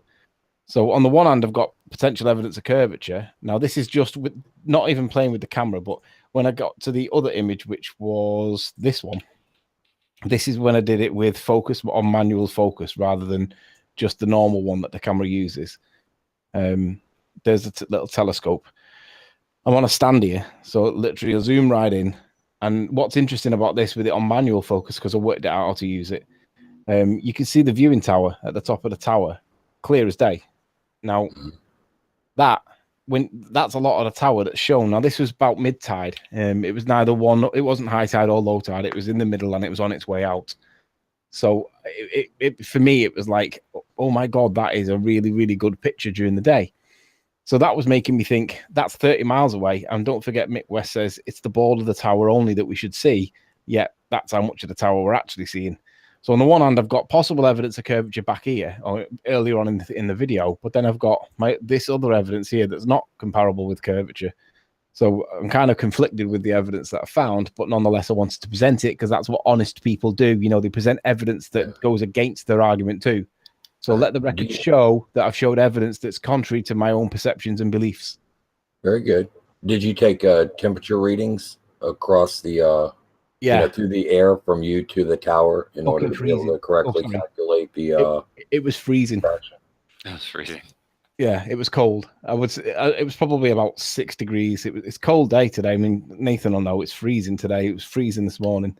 That was the reason why I went. The visibility were good and it was cold, so the air temperature should be. I'm going to get kicked here, by the way. Heliocentric has just joined. But the temperature of the air should be similar to the temperature of the water, so it shouldn't really be massive difference between the two. So I wasn't expecting much refraction, and I clearly don't see much of a mirror line on the horizon, which is consistent with temperature, or it seems to be at least. Well, so what do you think causes obstruction again, Riley? Say again. What causes the obstruction that you've shown? Tides, in my opinion. Bubble tide? Well, I don't know. Certainly where I live, but going back to this first video, if let me get that back on the screen. If that is actually a cargo ship and it looks like it's sat right behind the curve, that's other evidence of supporting curvature. I hadn't seen it as potentially being a ship. It looked like it was a bridge. I also want to point out that while zooming, no more of the hull comes into view. True. Right. That's a pretty common thing you hear. Like you go all the way in and those. Yeah, I've got to agree. That does look like a boat, doesn't it? Yeah. Because that's the only thing that could be between you and Blackpool Tower, right, on the lake. Yeah, you don't have bridges out there, do you? Pardon? Do you have bridges out there where you're looking? No. So. No bridges. Yeah. So I know this may spawn a lengthy discussion, and I don't have time for it, but refraction gets worse with distance. Right. So the further the distance between you and an object, the more there's going to be. But even having said that, looking at Metabunk and placing a distance of 29 miles and a viewer height of about 10 feet above the water line, it says 421 feet hidden, but ignoring any effects of refraction. The tower itself is 518 feet tall. Could I just ask Nathan's opinion of what he's seeing here? As a flat earther like me, how do you interpret looking at this? What does it look like to you? And that boat looking like it were behind the curve. Well, without the exact distances, it's inconclusive. But off the cuff, I can see that what you're presenting initially as curvature with the what are they, turbines, doesn't correlate. But then I'm hearing Neg's explanation about the refraction increasing, and it seems plausible. What do you think about the possibility that boat, that's a boat? I think that's pretty certain that is a boat. But the fact that you don't think it is, I'm not demeaning that in any way. It might not be, but to me, it just looks like a boat. It does look like a boat now that I realise these are all connected. I thought these were independent structures. I didn't realise that these three things were connected, but it clearly looks like they are because they're evenly spaced, and that looks like it's evenly spaced as well. But yeah, that kind of does look like it's over the curve, in addition to them that look like they're dropping behind a curve. The only caveat to that is that when we get to the tower part at the end, which is what I was really going for, that doesn't look like it's behind a curve. So if the other two premises are correct, then that means something else is going on to explain this, because that's not consistent with the curve that we're seeing. Because if the curve is as much as it is there to get rid of the boat, then the tower shouldn't even be visible. So I'm conflicted. I mean, it's conflicting evidence. It's two of them support curve, but that one doesn't at all. Well, can you go back to the point where you're fully zoomed in? Yeah, but it's better on the other video because I've actually set the focus point on it so you can see it like as clear as I can get it. Either or, yeah, that's fine. I mean, I'm now going into digital zoom. Okay, that's fine. So I'm gonna screenshot this real quick and see if I can do up something real fast. But don't forget though, Mick says that it's only the top ball part. This bit is the only bit that's visible. So the rest of it is to be explained, but in the context of the cargo ship that does look like it's behind the curve, and the turbines that do look like they're dropping behind the curve, this doesn't support that. So it kind of dilutes the strength of the other two's arguments somewhat, because it means that if the other two are curve, something else is going on to make us see a lot more of this than what we should be seeing. No, don't worry too much about what Mick West said. Not because he's wrong, but because I think you guys have an issue of understanding each other. It'll take a long time for me to solve what exactly was misunderstood. Yeah, I don't take too much about him, but everybody uses his calculator for it, so we have to consider him at some point. Well, the calculator's pretty accurate, though. So on that note, I just wanted to show people what I'd actually collected, that it does go against my views and perceptions. And for those that allege that I'm in some way dishonest, I don't think so, because otherwise I wouldn't have shown this, would I? Just for clarity, just before we move on, it. though, I know you're getting into the refraction argument, but I just want to get something clear. how high is that tower and how far are you observing it from? Therefore, ignoring refraction, how much of it should be missing behind the curvature of the Earth? I can show you the maths now. I'll do it live so that Thanks. people can see it. If you guys can bear with it, it's just a lot of people watching this may not know this argument from way back when. I know you're all very familiar with it. So the distance in miles from where I am is 29.7 miles, and the viewer height's around about 17 feet with the tide the way it was. The tower's 518 feet tall, and that includes the ballroom. Some people say it doesn't, but it does. So the refracted hidden, according to Mick West, is 336 feet. But you have to understand that this is at the midway point of the tide. It's neither high tide nor low tide. And on previous visits, we've had pictures of what high tide looks like, and we've had pictures of what low tide looks like. So I was expecting it to be somewhere in the middle, which is exactly what we got.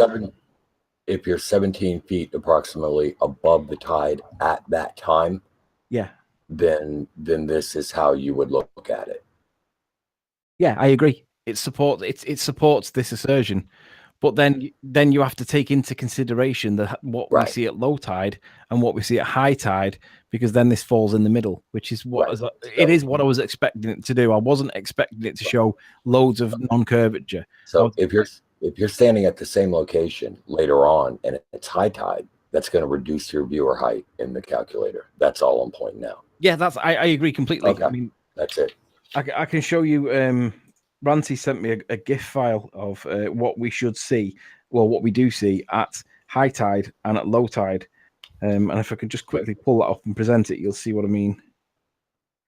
I need to bear with me. Showing folder. Does anybody know what the percentage is?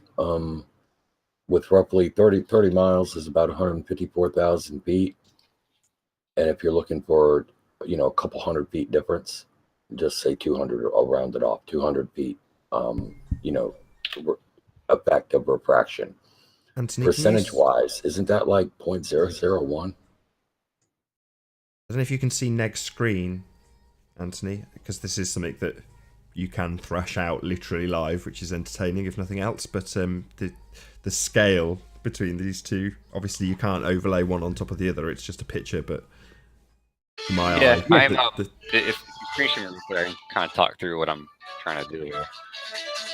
And I'm doing it the poorest ways possible with MS Paint instead of No, I would agree with Neg's interpretation. Whatever he does now, I've already done this myself, and I agree it matches the observation, the claim of hidden, as per the metabunk thing, because I wasn't expecting it not to. We knew it was mid tide, and we knew that it would be pretty much supporting it, because we know what happens at low tide and high tide. So we weren't really arguing about the refraction or the perception of the refraction. It was more about how much visibility could we get on a good day when it was freezing cold, because we knew that it was freezing cold. We knew we were going to get good visibility, and that's all I was trying to do today.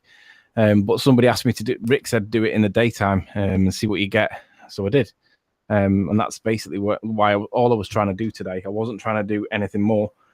So, okay. I agree and concede that it matches, but obviously we get 10 meter tides where we live, whereas most people get between 2 and 4. But you're conceding that your photograph matches the curvature calculator? Did I hear that correctly? I wasn't predicting that it would do anything other than that because of because it was mid tide. All right. So what should anybody make of this observation where you're conceding that it matches the curve calculator? Nothing per se. It was more to do with the turbines and the cargo ship in the background. That's the reason for why I was coming on. All I was showing with this one is how much of the tower could be seen and what level of clarity could I get from it with the camera in focus on manual. That's all I was doing earlier you did contrast and say that you have apparent curvature or possible apparent curvature with the turbines, but yet with the tower observation, you declared that as like a win. I'm paraphrasing, as a win for flat Earth. Yeah, well, yeah. Look, 29.7 miles. Viewer height. That's all I'm pointing out. That's all. Go ahead. The refracted hidden's 336. Now it's 518 feet tall. That tower. That's kind of 2/3. Now, when we overlaid it, it was just below. It was nearer to 50% than it was 2/3. But it was neither here nor there. To be fair, and you could argue that. Go on. I was going to say that the overlay I just did it was, and I may have to redo it to make it absolutely perfect, to resize the photo I used, the drawing. Sure. And measuring it on screen, the hidden was a little bit closer to maybe 5/8 instead of 2/3. Yeah, it was about half. Just call it half, just for easy maths. It was about half. Well, it's a little bit more than half. Well, let me actually measure that, and I'll tell you exactly how much.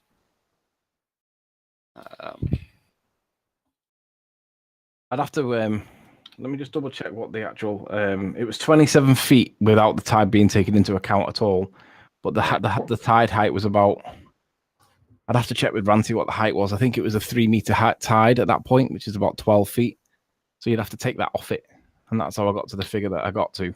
But yeah, I just did a rough estimation on my desk with some paper, and it was about 5/8 obstructed. So whatever that translates to, it's well, 4/8 is a half, isn't it? So it's just over half. Yeah. And I would assert that looks like it's more than half. But maybe you could argue that refraction would make it variable so that it would fall within the bands of acceptance. I'd argue probably not, but I wouldn't argue it too much. I was really trying to see, could I get a decent picture during the daytime when it was good observations or clear observations and then in focus, because I've never used manual focus before. I was over in that area anyway, so it wasn't out my way to do it. And I just thought I'll go and have a look and see what happens. Right. So when I went there, like I say, I've got evidence of possible curvature, but I'm not sure it's curvature as per the Earth model, because it doesn't look anything like Soundly's. It looks a lot more like a much less of a curve. You're not recreating Soundly's images. I know I'm not recreating Soundly's. I'm doing my own work. It's not gonna look like Soundly's if you're not doing what Soundly did. You know, distance wise, zoom level wise. No, but you've got to agree that the curve should be comparable, right? The curve can't be disproportionately different. It depends on the angle you're viewing it from, dude. And if Soundly is seeing much farther, into the distance, with the zoom, then yeah, it is going to be different because the curve does accelerate. Yeah, but Soundly's only doing 19 miles of observation, and these things I think they're about 5 miles out. But maybe you're right. Maybe it's to do with the scale, and I shouldn't expect to see that much. But all I'm saying is that there is possible. Check that out. And the other thing has to do with the angle on how Soundly did. Like, like when you're looking at boards and stuff, they're not always straight. You have to get close and look at them with a certain angle. That's what Soundly did. So you can see that there's blue, then there's red, and then there's yellow. There's blue, red, yellow, blue, red, yellow. But now the blue looks like it's almost gone, and we've just got red and then yellow. And then there's no blue there at all. It's red and yellow. And the red's almost gone, and now we've got only yellow. Yeah. So maybe it is curve, but maybe it's just in my interpretation bigger. Obviously, if I had more of these towers behind it, maybe I would see an exponential drop that would then support Soundly's, maybe. But in the absence of that evidence, then maybe it's not as big as my interpretation is that maybe it's a much bigger ball than we're told. Well, this is one of the things that comes into play here. Everybody's always say, "Oh, how did Soundly find the one place where there's curvature?" Soundly has a fairly unique situation to photograph there. He does, but I've got a little bit of something that might support it to some degree, but I don't know. Is there a flat Earth argument for why we're not seeing this? Because I've been thinking about it, and I've been thinking, oh, maybe there's not one that I can see instantly. But when we look at that boat causes me a problem, because if that really is a boat the way it's described, and I've got to say, I kind of agree that it is a boat. That does look like it is behind the curve. Well, if you want to make your observation look similar to Soundly's, like I said, you'll have to look at his footage, count the number of power lines down, measure their distance in Google Earth, and then do the same thing for your turbines, and then try to, because you've only got he's got objects that go basically right next to him off into the distance. You only have objects that take up, a small chunk of that distance. So you have to find out which power lines are in line in terms of distance with what you're seeing, and then you can take the two images, try to get the angle left to right about the same, and and you'll see if their dip looks like your dip. But yeah, good. For the moment, good on you. Yeah, I mean, I've always I know you guys think that I'm the most dishonest piece of shit out there, but it really isn't the case. If I find stuff that supports the other argument, I will present it because I want to know what the truth is. I've just never found anything like it because like I say, these things are being added. Every time I go there, there's more of them, more and more and more, and it's like, whoa. I don't actually see any of them on Google Earth. Or No, Google they Earth, get blurred out. That's Google what. Maps. Yeah, if you go on Google Earth and Google Maps, they're blurred out. You can't see them, which is that makes me suspicious. It's like, why would they blur them out? Well, it could just be how the photo was taken. How about the resolution of the photo? I don't know. I'm not sure exactly. Nathan, what's your view on that, Nathan? As a cargo ship, in what respect? Does it look like it's behind a curve, or do you reckon there might be another explanation for it? I mean, the first time I looked at this, the thing that I noticed, maybe it's just my eyes and my screen, but there's like, on my screen it's about an inch, but I've got a very big screen. There's if you see the yellow band that runs around that turbine, if you halve the distance and then go below it in the waterline, there's like a difference in texture to the water itself. There you go. That if you go down half the distance of that yellow thing, if that makes sense. Again, the waterline. No, go down, but that distance below the waterline. Oh, below the waterline. Yeah. So there's like what looked to me like a band where the waterline changes. It was more pronounced on some of the other images you had up, but it looks like there's like a difference in the texture of the water. Could just be my eyes. That's the first thing I thought. I never considered that it was a cargo ship, but now that someone said that looks like a cargo ship, I agree that does look like a cargo ship because I've seen them look like that before. I actually thought it was a structure that was built into the water, and I thought, what on earth are they building there? And now I'm thinking that actually it's not a structure. Kind of looks like a cargo ship, and it does kind of look like it's dropped behind the curve. Yeah, the hypothetical curve. Yeah, I got a picture right here of a. Sure. That looks similar. Yeah, it looks similar. No, I would agree. I would agree that is what we're seeing in terms of the cargo ship. Oh wow, good pull. Most of them don't have those beams running. Well, not most of them. It's hard to find a picture of one that has those vertical beams like that. I assume that's they have cranes mounted to them or something like that. I don't know. Yeah, that's awesome. You don't use your P900 to peep on women, do you, Riley? And on that note, I'll leave you guys to it. Okay. Well, that was a palatable experience relative to truth. Oh yeah. Yeah. No, shout out to Cathexis, which I don't do, for last night putting up with truth. We, me, him, and Tim had a conversation with him. It ended with me yelling at him. He was disputing Cathexis. I'll go to a few links now that Anthony Riley has left. Massive thanks to Anthony Riley for joining the panel and giving us his evidence. Exceptional that it was. So if you are watching this show and not subscribed, click on the subscribe button and the bell notification icon to keep up to date with the Flat Earth debate. There are about 50% of you watching this right now that are not subscribed, so hit on that subscribe button. If you'd like to support the channel, there is a super chat that runs alongside the show while it is live. And if you would like to join the debate, there is a link in the info box below this video.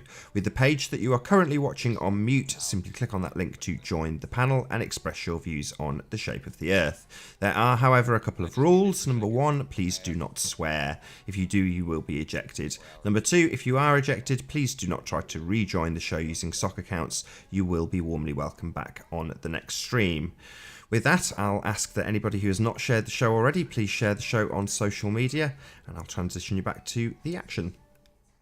Well, this has been a nice change of pace here the last 20-30 minutes or so. We've got about 20 minutes left, just so you know. All right. So who wants to come in and ruin the show now?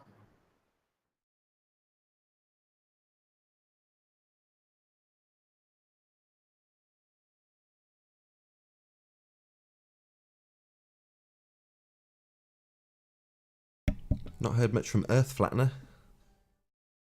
He's listening in. Do a few shout outs maybe. Harvey Chuckles, good to see you. Flat Earth Yeah, I'm at Reset. work. I'm at work, so I can't really talk that much, but I'm just waiting to really be triggered, and then I'll head out to the car and start yelling at everybody or something.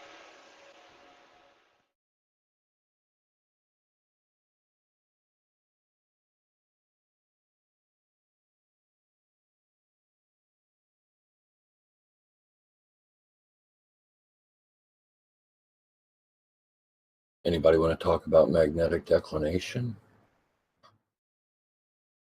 You knock yourself out, Curved. Tell us what you know about magnetic declination. I don't want to talk about it, but I will. It does.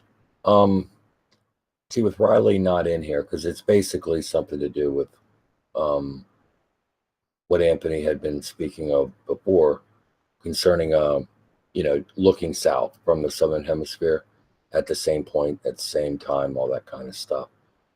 And I guess he's challenging the veracity or whatever of magnetic declination. So I could see well, I'm not slagging him off. This is just what he said. He indicated he wanted Wolpe to show a compass while he's looking south, like at the southern celestial pole. And I got the sense definitely that he's looking to challenge magnetic declination. That he thinks that maybe there is one southern celestial pole, but that people are actually looking different directions to it. It doesn't hold up. There's all kinds of ways to combat that. And what is clear, as evidenced by the fact that, you set it on a tripod, whatever you're viewing it with, you don't move it. You don't move. You just keep it in the field of view, and it doesn't move over the course of the night. The southern celestial pole is right there, the same place the entire time. I'm joined by Pete Shea. Pleased to have you here, Pete. Hi, Nathan. How you doing? Hey, Pete. I'm supposed to quit hogging the mic and let David talk. So, is there an agenda curved? Is there a time? Can't get anything by Pete Curved. What? I have a question. I don't even know what Pete just said. I said, is there an agenda, sort of a time limit or something? Someone speaks now, someone speaks next, or you're supposed to do something. That kind of agenda. No. I have a question for you before you go away, if you don't mind. It's open. Cool. Fair enough with the Southern Star Trails, and obviously these are the same points that have been made all along, right? There's no progress seemingly made on your side, so there seems to be no convincing you. What would satisfy you? What would convince you? And first of all, let me just say, even now, it seems to be a little unclear as to exactly what is the situation regarding the Southern Star Trails and Midnight Sun in Antarctica. It's not settled, you know what I mean? I know you have your point of view. There doesn't seem to be any clear sort of reality to it, described reality, as far as I can see anyway. So, you're familiar with the old adage, you can lead a horse to water, but you can't make it drink. Sure, you've never seen that. And that's what we have here. The necessary evidence is out there. Well, okay, Curve, but have you seen these Southern Star Trails yourself then? Well, that depends on what you mean. Have I been in the Southern Hemisphere and viewed them with my own eyes without looking at like other people's, the virtually endless supply of this filmed by amateur astronomers all over the Southern Hemisphere and whatnot. All over, right? So when I say that it's, this is kind of like, this is common knowledge. This, the Southern Star Trails are what we you're the very one that tells us that we can't trust our senses, right? So this isn't something you've experienced. Hang on, this isn't something you've experienced. Well, Pete, please don't tell me to hang on when you've just taken a cheap jab at me like that. I don't have earphones here, right? So when I'm speaking, I have to stop and start. Then try to limit it to the facts and don't be inserting these personal jabs like that, misrepresenting me. Okay, so but you do say that we can't trust our senses when it comes to movement, right? Because we can't detect movement. We are still moving at these astronomical speeds. You say there's a reality, so we can't trust. I don't say we can't trust our senses. End of sentence. No. There are times when you can, but there are things that where your senses are not sensitive enough to rely upon to let you know whether the Earth is rotating or not, for example. That's what you're on about, right? But you could never prove that to yourself. The layman could never prove that outside of any equipment or any other greater knowledge. If the question come up to the layman to prove to himself or prove to anyone else whether movement or the Earth is moving or wasn't, how could he do it? You could never do it, right? Without any equipment? With any equipment or with any this is what I say about, sure I can. Sure I could. Okay, so with all the best of Absolutely, equipment. What has proved the Earth's movement? How can you get a little piece of equipment and prove the Earth's movement? A Foucault pendulum does it just fine. How could that prove it to you, Curved? Have you manufactured it? Have you manufactured a Foucault's pendulum and got the appropriate specifications? And have you almost achieved perfect engineering? You can't do that, right? Why do you need perfect engineering, Pete? I know where you're going with this, but for the audience's benefit, why do you need perfect engineering? Okay, so first of all, you have to connect the supporting wire to the sphere. So if it's a sphere and you want accurate and unapproachable results, you have to say that it's perfectly aligned, right? So that wire attachment is attached perfectly to the very center of the sphere. The sphere itself is made perfect in terms of its uniform sphericity. So all of these sort of things come into account, right? No. They don't. No. You know why? You know how I know this? You want to prove that the Earth is moving on that curve. So because the pendulums process according to their latitude and hemisphere, not according to any kind of a variation in engineering. Now, you've made your mind up already. Pete, no, this is simple fact. So you're just saying that this is the case. There's no point in saying anything. We can't. Remember, I asked you about the layman. Hang on, Kurt. Remember, I asked you about the layman. How would the layman prove it to themselves? And you're talking about go make a focus pendulum, but even you don't have to worry about making it now. This is what it does.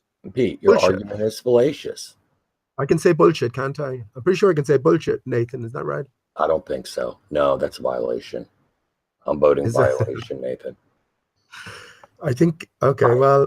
So Pete, you're claiming, all right, so in essence, you're claiming that Law's inability to achieve perfect engineering is the cause of the observed precession in Foucault pendulums across the world. No, I'm not. No, I'm not. No, okay, then go ahead and clarify that. But what I am saying is, for what I am saying in the engineering.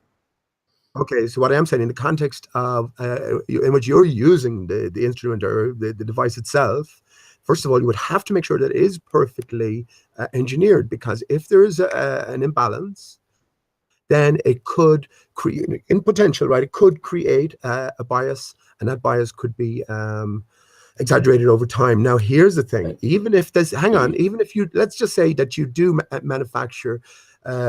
And you know well that there's many different many different debating points regarding Foucault's pendulum in the first place. But even if you did achieve those results that you say, that's not necessarily saying that therefore the Earth is a globe. For instance, if we were in a magnetic field, underneath a magnetic field, this could have a major influence on these things, potentially depending on your position on the flat plane. And indeed, I do think that this comes into account as well. You have to take it into account. So, Pete. So you're not being very scientific then, Kurt, are you? So yeah, in essence, this is the truth you're talking about.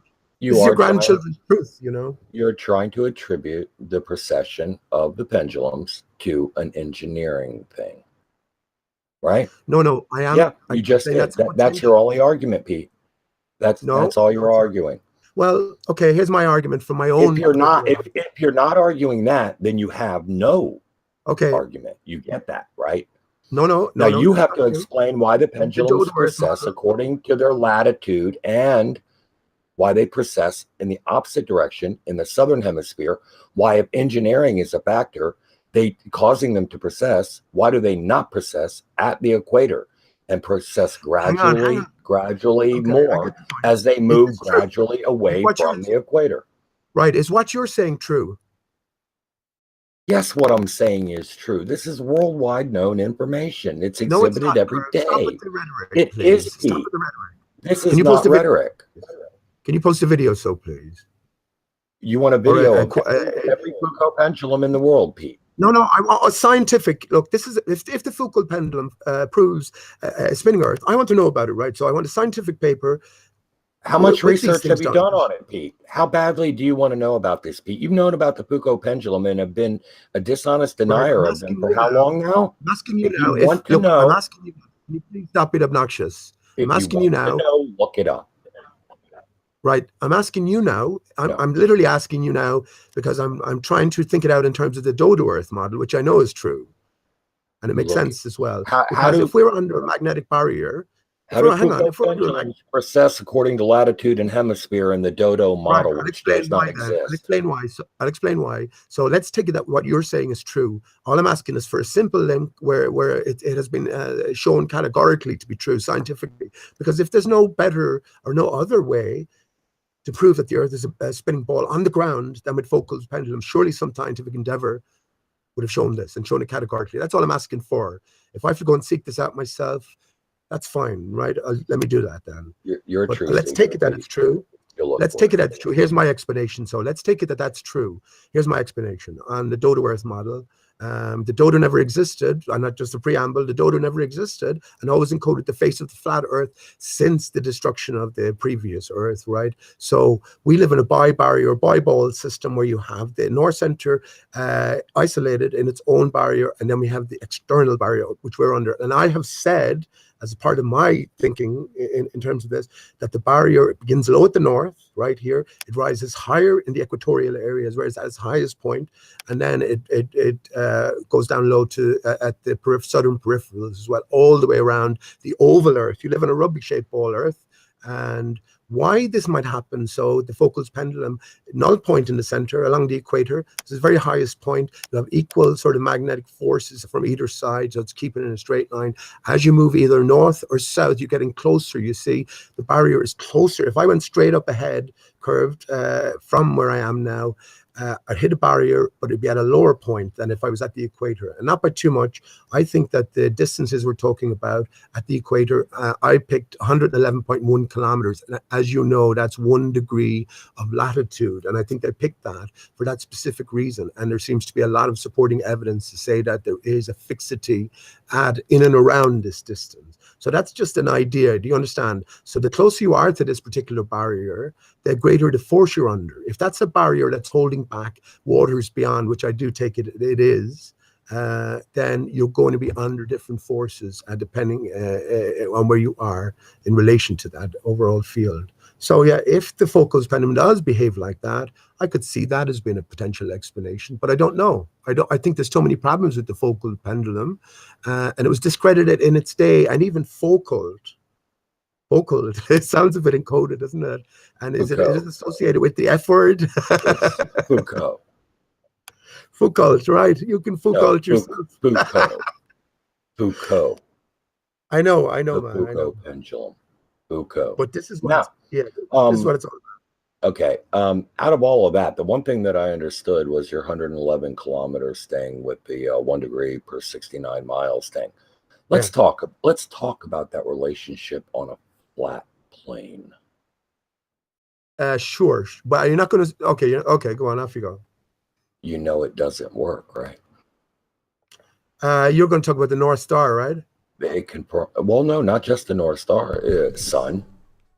I can explain it all. I am going to round out this show in a couple of minutes' time. If anybody did want to take the opportunity to do a bit of last-minute trolling, the rules still apply, no swearing. But yeah, if you did want to click on that link to join the show and express your views, you have a couple more minutes to do so. I will come back one more time just to thank the audience for being here and thank the panel.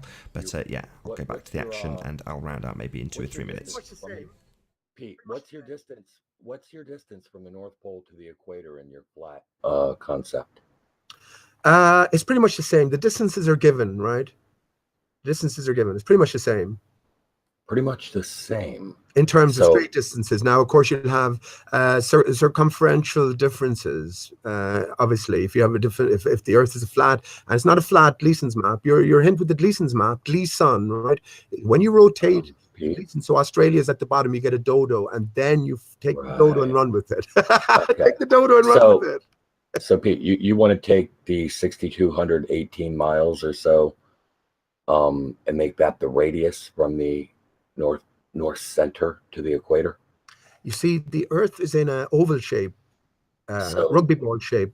It's a different shape than what we think, right? And that shape is detailed on well, I've talked about that before. It's on Chambers Street, the ground subway beneath the WTC Center. It's called the Oculus curved mosaic. Right. That shape is detailed there. So you believe the equator is about 38,000 miles in circumference, as opposed to the 24,900 or so that we know it to be?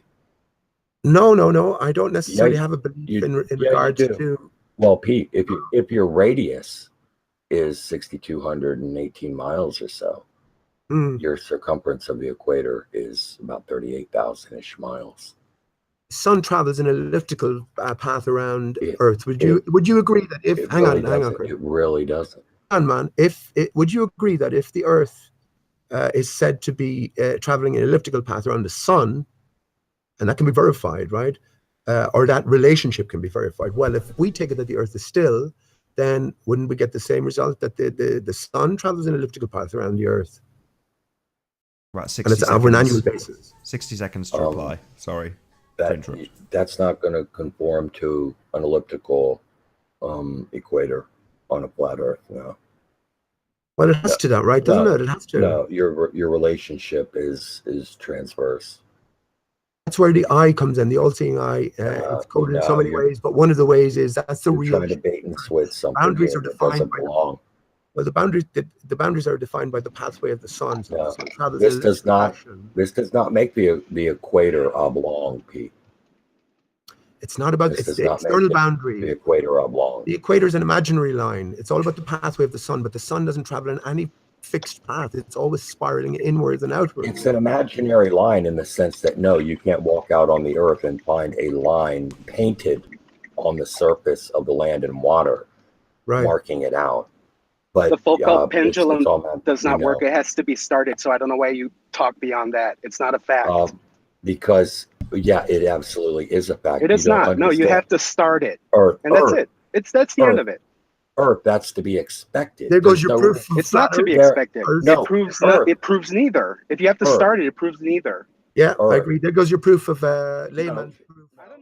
And with that, I'm going to say a massive, huge, enormous thank you, first and foremost, to the live audience for joining us, and secondly, to the live panel for making the debate possible.